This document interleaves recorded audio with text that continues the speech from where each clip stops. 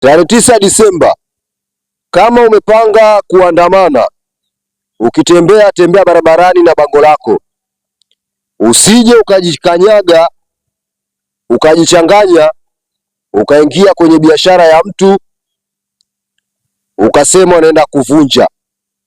Naongea na wewe mwizi, naongea na wewe kibaka, naongea na wewe unakosa kazi ya kufanya, ambao mnatafuta fursa kwenye biashara za watu. Mmewafilisha watu wengi sana tarehe 29. Watu wengi wanalia, vijana wengi wamekosa ajira kwenye sehemu ambazo walikuwa wanategemea kulisha familia zao. Sasa naongea na wewe mwizi, tarehe 9 Disemba,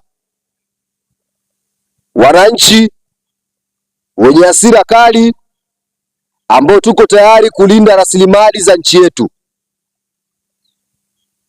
hatutokubali mpumbavu yoyote atakayeharibu rasilimali za nchi tena.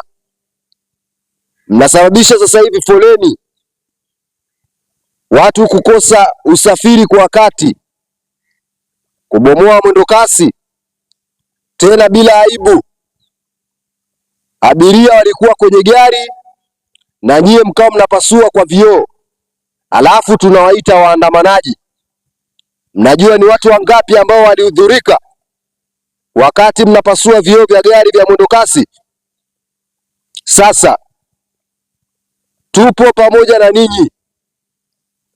Huyo dada wa taifa, hakuna dada wa taifa, ni mpumbavu mmoja anajitafutia maslahi yake binafsi.